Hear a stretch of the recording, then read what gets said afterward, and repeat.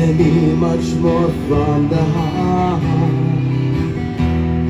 Forever trusting who we This is for all my live performers out there, whether you're a solo act, you play in a duo or trio, or you play with a full live band. Well, I just got finished playing a solo gig at SeaWorld in Orlando, this really cool place in the theme park called the FlameCraft Bar. Actually, I've played here twice now, and I've had a few other events like this over the past several months. So I want to come on and just give you some tips, some really helpful tips, some things to think about. One, before accepting a gig like this, and two, when you do land this type of gig, well, there are a lot of things that you may not know that I'm going to share with you in this video to help you. Do hang around till the end because, of course, I'm going to share all the gear that I brought and that I used for this gig at SeaWorld. I know that question always comes up, so I will share that at the end. The first tip, and we're actually going to spend a little bit more time on this first tip because it's probably the most important tip that I'm going to share with you. Realize that playing at places like theme parks or anywhere where it's just a much larger scale, it's more of a corporate entity such as SeaWorld here, this is going to be a different experience and different expectations possibly than playing at your normal local places. I play at a lot of wineries and breweries and some bar and restaurants, just like a lot of you live performers do. That's more of a relaxed feel. Doesn't mean it's not professional. You're still putting on your best performance, but you know the folks there, and it's just a more inviting and relaxed feel. Whereas going to a place like a theme park, well, you're going to have rules and guidelines. Now, make sure that you receive a copy of these rules and guidelines. More than likely, you'll probably have a waiver to sign and some other stuff to read over, but just make sure you get a copy of this. My booking manager for this particular gig, he made sure that I got that well in advance. And if it doesn't come from your booking manager, then it should at least come from that corporate entity. A lot of these places, they outsource the booking for live music and events like this, but just make sure you get a copy of it. If you don't have that copy, ask for it. The reason why this is so important, well, actually, come on, let me show you just a few of the rules here that I had for this particular gig. So this first one really isn't a rule, but you do need to know where to go, where to park, which gate to park in, and so forth.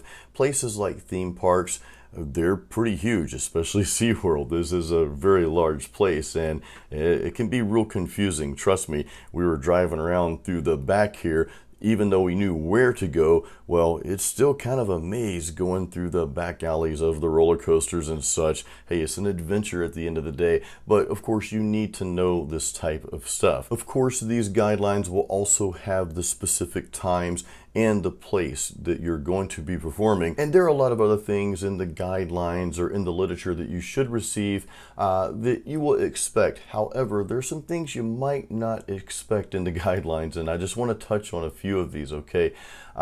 First of all, of course, non-performers are not allowed backstage. We had a backstage area, which was pretty cool. And hey, that's totally understandable. They do mention if you have friends or family that come into the park that are there to see you, they're asking them not to hang out by the stage area. That's understandable. It also says if they're enjoying adult beverages, please ask them to be discreet. Kind of difficult because, you know, we are playing at the FlameCraft Bar.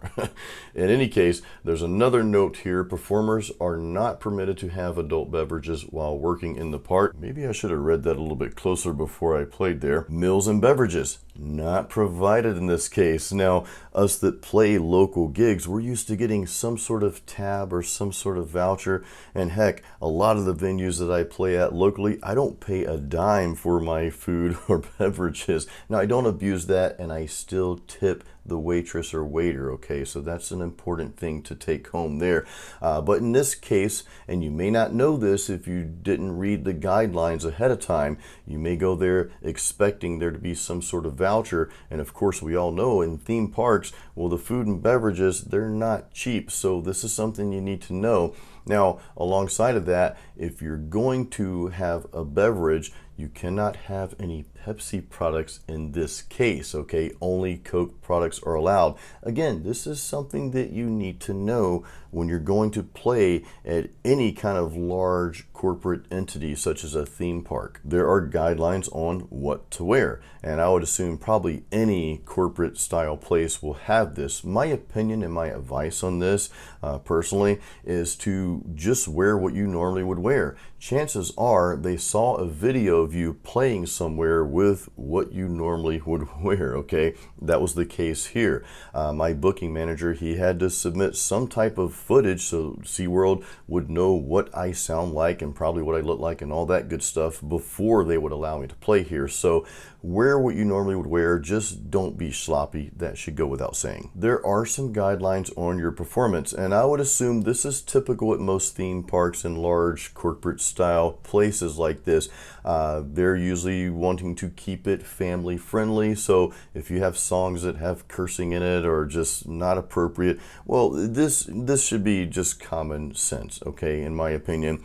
Fortunately, I don't play anything like that. I stick to 80s, you guys know that, so most of that stuff, you know, is pretty family friendly for the most part. They also want you to cut down on chit chat. You know, when we're playing our local gigs, a lot of us might like to talk to the audience between songs.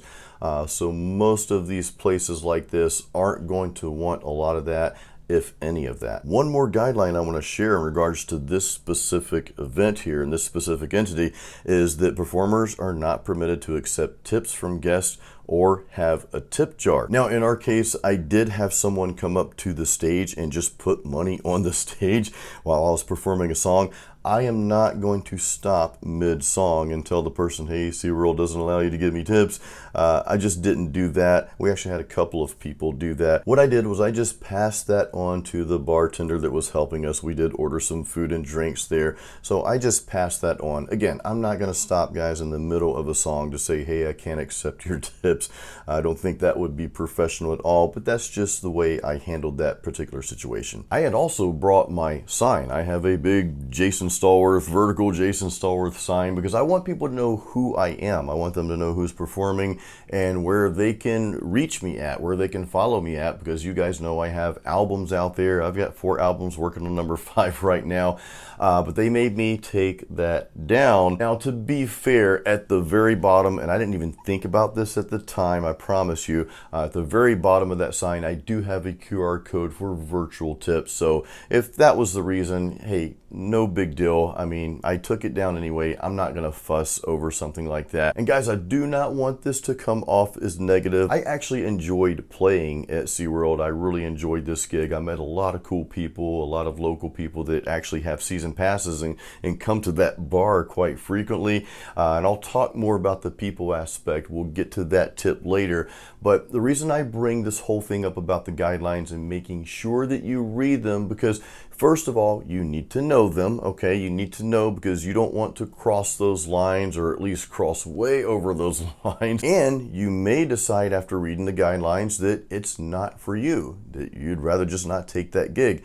And folks, that is okay. It is your decision. You know, many of us play live music. It's a part of my living. It may be a part of yours, but we play that so that we can do our own thing, so that we have that freedom. Well, if you think those guidelines to wherever you're going to play at are too restricting, you can always kindly turn it down and move on to the next one. The next tip is in regard to your play times when you're playing at these humongous places. Oftentimes, what I've found through my experience playing at theme parks, and I just played at the State Fair last month prior to doing this video here, is that the times are going to be on and off. So a couple of things to note there. So you're probably going to be at that space for an extended period of time. You know, a lot of us are used to playing 3, sometimes 4-hour gigs at our local bars and restaurants and wineries, breweries, and that sort of thing. But in theme parks and things like state fairs and these types of events, they're probably going to have you there for a long time, because you're going to be playing a set for a specific period of time. Then you're going to take usually that amount of time for a break. In this case at SeaWorld at the FlameCraft Bar, I was playing 30 minutes on, 30 minutes off, 30 minutes on, 30 minutes off, and so forth. I started at 1 o'clock. My last set was at 5 o'clock. So 5 total sets there, 30 minutes on, 30 minutes off. That's a pretty long time to be there, which is why I brought up the food and beverage thing in the first tip we just talked about. If it's a case where you aren't getting a voucher and the food is expensive, you may want to bring a cooler with your own food and protein shakes. So just know that you're probably going to be there for an extended period of time. Again, this is 30 on, 30 off. When I played at the state fair last month, that was actually an hour on, an hour off. So that happened 3 times. So that was a pretty long stay as well. Now that brings me to my next tip. Make sure that you give yourself adequate amount of time to get there, but not only get to the location, not only the drive time, but to also get into that event, into the theme park in this case, because it's usually going to be a little walk to go from that gate where you're parking at to where you're actually going to be playing. Now in this case, we live in Seffner, Florida, and we're having to drive all the way to Orlando. Not too bad mileage wise, but Interstate 4, I-4, for those of you who are familiar with that interstate, well, you know there is always accident +2, sometimes 3 and 4 and 5, and we were actually backed up for 45 minutes at one point on that interstate, which is a common thing unfortunately for I-4. Now with that said, we knew that we needed to leave in plenty of time, so leave in plenty of time to get to your event, but not only to get there, but know that you're gonna have to get in the gate, sometimes find that parking place, because there will be specific places for these types of events to park at. You might not know where that is the first time around. I think I mentioned earlier we had to drive through the back side of the theme park, which is kind of cool because we got to see all these like roller coasters, you know. So it was pretty cool, but it did take us a while to find that spot. Then you've got to unload your gear and you've got to roll it. We'll talk about what to bring, by the way, when we get to the gear section here. But we had to roll our gear. We had all the gear in the cart, and we had to roll all that equipment through the park to the place that I was going to play. Not really that big of a deal. Of course, if it was raining, well, that would kind of, yeah, that wouldn't be too cool. All of this stuff takes extra time. There's also the fact, especially if it's the first time playing here, that you may not quite know where the stage is going to be or how it's set up. And even though a lot of that stuff is going to be listed in the guidelines and presented to you in email or by phone or whatever, still, when you get there, well, sometimes that experience is just a little different. So I say that to say this: give yourself plenty of time. Know that it's probably going to be a very long day, because you're going to spend those first couple of hours finding where to park, finding how to get to that stage, and so forth. Okay, so give yourself adequate time. Another tip is to make sure you have all the necessary information, your contacts information, right? Their cell phone number saved in your phone. Any maps or any guidelines, make sure you have that readily available before you leave to go to your gig. And the reason for that obviously is, well, you want the contact information because you might have to call or text them at some point if you get lost or you're not quite sure where to go once you get into the park, or just to let them know, hey, I just arrived. What I'll do oftentimes is I'll take a picture of the stage. It might be obvious, but I'll take a picture if the person's not there, because again, this is SeaWorld. You know, my stage manager, she was coordinating a series of events that day. And Madison, thank you so much for being so kind and so pleasant and so cool to us. I really do appreciate working with you. She was great. But in any case, I like to take a picture of the stage if they're not there, because I got there really early. But I took a picture of that, texted to her, hey, just want to make sure this is the spot. Got the okay. I started setting up. And for the guidelines and any maps, I just make sure I don't have to dig into my email to get those. I make sure I save any documents on my phone as a file or as a photo or whatever, so I can just pull that up. I've got quick access. I've learned the hard way on this. I'm like, man, where's that email? I've got to find that map, and I'm digging through the emails trying to find the one with the attachment. Just save it on your phone. You can delete it later if you want to, but it just makes the process a bit more smooth. Now let's talk about gear, the gear that you need to bring to these types of events. Now again, I'm going to go over all the specific gear that I brought to this event. I will go over that in detail at the end of the video. We love to talk about gear, so I will share that with you at the end. Hang around for that. But one thing I can absolutely recommend is a cart. Okay, make sure you have some sort of cart when you're playing at a theme park or a state fair or any corporate style or just major entity or major event like this, because chances are you're going to have to roll that through the parking lot and probably throughout the theme park as well to get to your stage. So you don't want to be trying to lug a bunch of gear around and then find out, well, crap, I can't carry all this stuff. I've got to go back and make multiple trips. Yeah, that would not have worked in this case. So do bring a cart. I know that might seem like common knowledge, but I would be doing a disservice to you in this video if I didn't remind you. Bring a cart. If you don't have one, definitely go buy one. Speaking of gear though, beforehand, you do need to find out what they're providing and what they're not, what to expect, what do you need to bring. In this case, they were providing the PA, and I think, don't quote me on this, but I think most theme parks and most large events, large entities, they're going to prefer or probably require that you plug into their system. A lot of times they're playing their own house music through that, and on your breaks they'll want to play their approved house music and so forth. So do make sure you get that information so you know what to expect. But in your case, I do recommend that you maybe bring your own monitor. They did have a monitor for me to use, but I know what my monitor sounds like, and I don't know, I'm just familiar with my own gear more so than someone else's. So I do bring my own monitor. I also bring my own mic stand. A lot of times a stand will be provided, but I've got a really nice K&M stand, and I just love that stand. So some of those things, even though that they do provide them, bring them anyway in the event that they don't have it for whatever reason. And some of that stuff you just may be more comfortable using your own stuff instead of what you might get from the venue. Now, guitars and effects and all that good stuff, if you have to use an iPad like me, the iPad holder, your cables and mics, all that good stuff, I mean, those are kind of no-brainers. You know, bring all that equipment. In my case, I even have my own soundboard that I ended up plugging into theirs. Again, I'll go over all of the details at the end. Hang around for that. Another thing I recommend, and this is something that I always do, especially at first time events, and I do this with any event, whether it's a theme park, big venue, small venue, doesn't matter. I always meet the staff, or at least talk to some of them, and I always let them know, hey, if my volume is inappropriate, if I'm too loud or whatever the case is, just please let me know. I don't get offended by that. Some musicians get offended when they're asked to turn it down.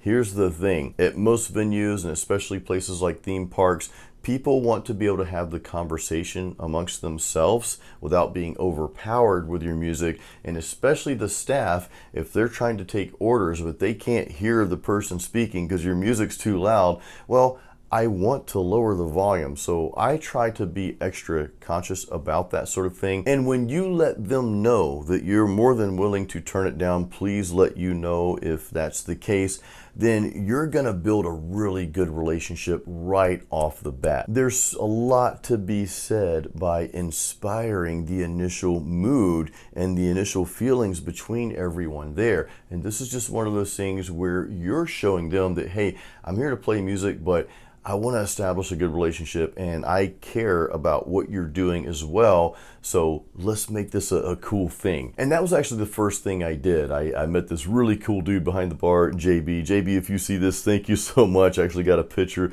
of us here.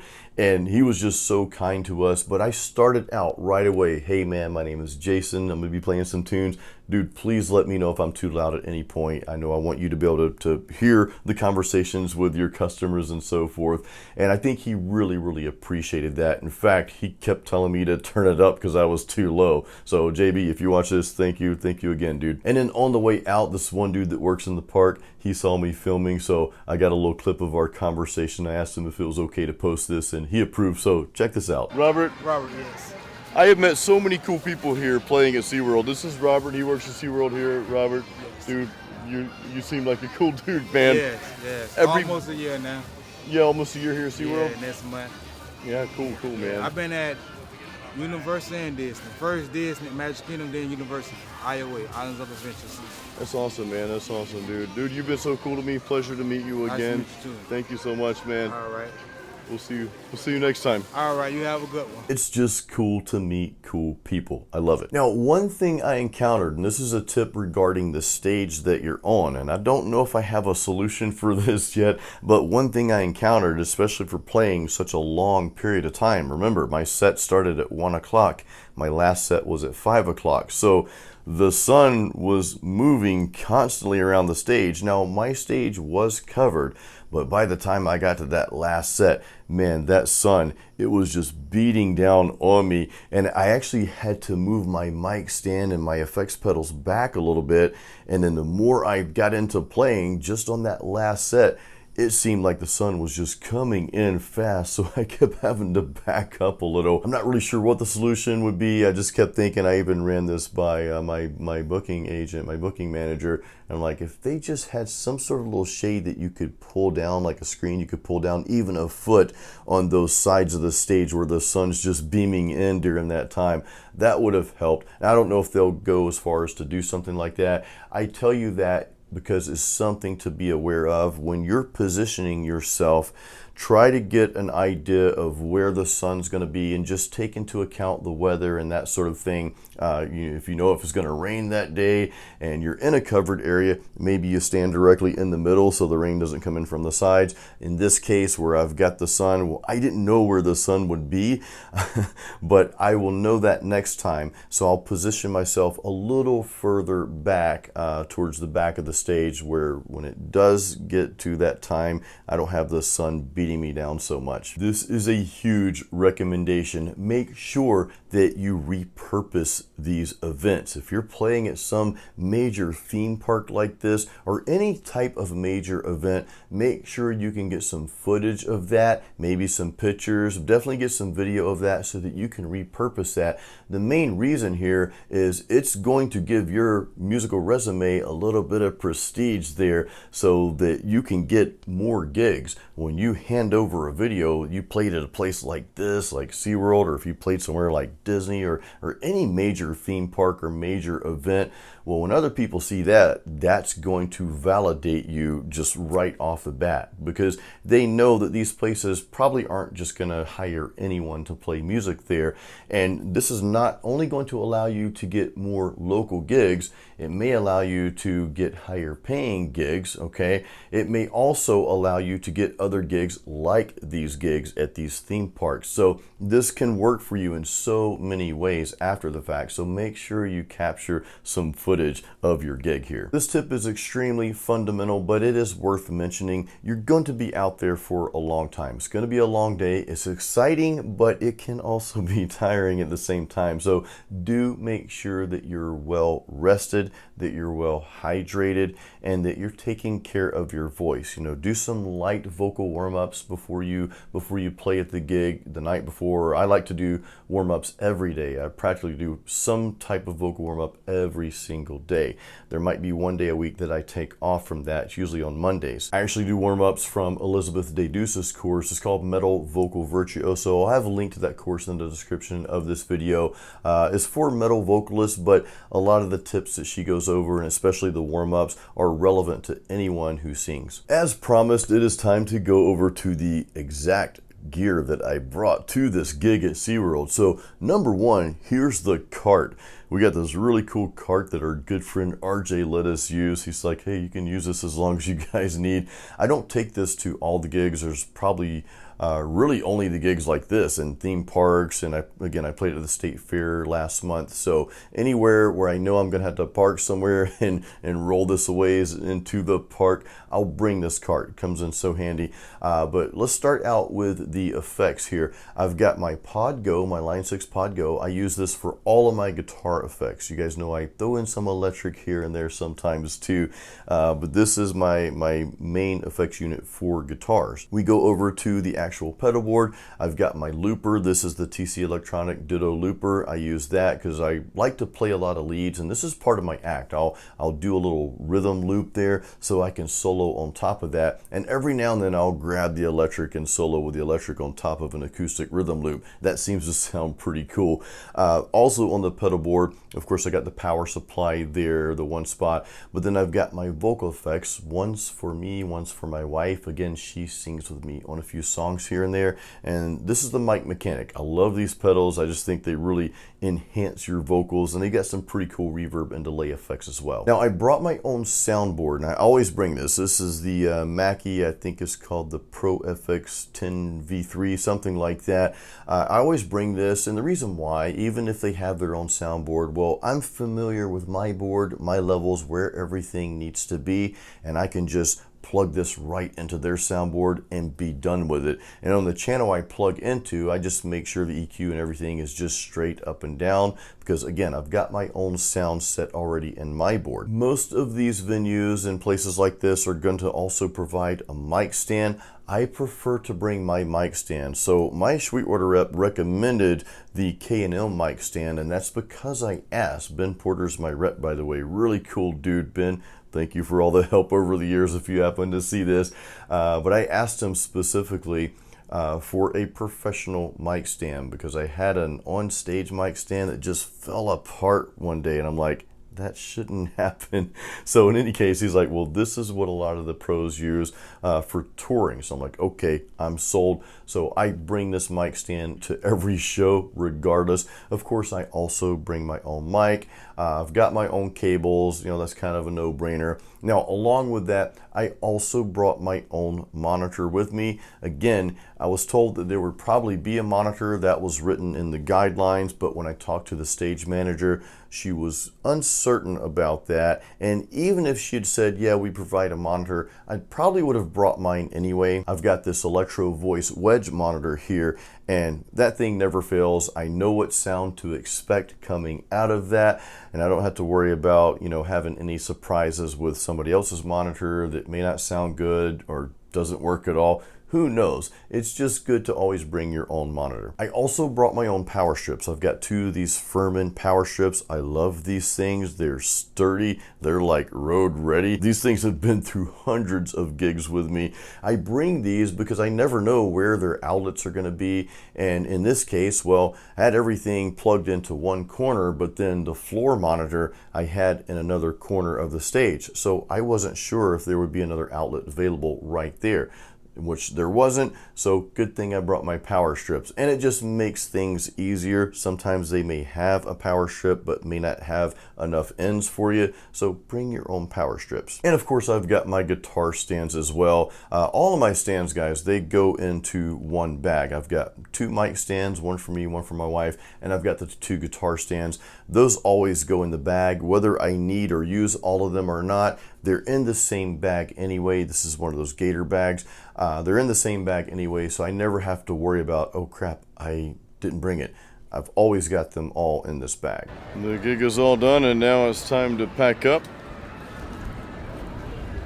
This is where the real work begins. We don't get paid to play music. We get paid to, you know, set up and tear down. I want to give another big shout out to my friend John at CJS Live Music for, first of all, getting me this gig, and he's just been so cool to work with. Now, John's company, they also build stages. They do stage setups for really large events, and they'll do them for some smaller events as well throughout the St. Pete, Tarpon Springs, and probably a lot of Central Florida around here. So if you're in that area and you have a venue or you have some type of big event, music event, or any type of event going on, you need a stage, well, I'll leave the link to John's website in the description of this video. He's super pleasant to work with. I've been working with him for quite some time now, and John, just want to say thank you once again. Also, big shout out to Madison again, my stage manager there at SeaWorld. I met her last year, the first time I played there, and she was just starting as an assistant at that time. Well, now I think she's the boss, or at least close to it, and she's always been pleasant to work with, so she just made everything seamless. Also, thank you to the sound dudes that helped me out in the beginning there. Appreciate you guys. And of course, I want to thank the good folks at SeaWorld for having live music, for one, for allowing people like me to be able to go perform at a place like that. I think that holds some prestige, and I'm very grateful for that, so thank you guys. It was really a pleasant experience. We're both pretty tired after a day at SeaWorld, but hey, I want to thank you guys so much for watching all my videos. My wife here with me, she's with me by my side. You know, you guys see me playing live gigs out, and I, you know, show some of that content. I know this is mainly a metal guitar channel, but you know, I try to show you guys the life of, hey, playing live solo gigs, because you can make a decent income doing that as well, or at least a side income, kind of like what I do. But my wife is with me by my side. You know, guys, I say that, and we're not getting into counseling or anything, but it's important to have someone that, you know, supports what you do. But you have to support them as well, right, babe? You know, you got to support them as well. So it's got to be, you know, it's got to be not 50-50, but 100-100, right? You got to be all in on each other. So just a tidbit there. Thank you for watching the video. Subscribe to my channel. By the way, if you want to play live solo gigs, guys, got a complete tutorial on that I made just a few months back. Check that out. I'll put it up here for you. Check that out. It gets you, like, you know, from start to finish to actually getting the gig, how to prep for it, and how to get those gigs. So do check that out if you're interested in that. Guys, thank you so much again for watching the video. As always, keep playing music.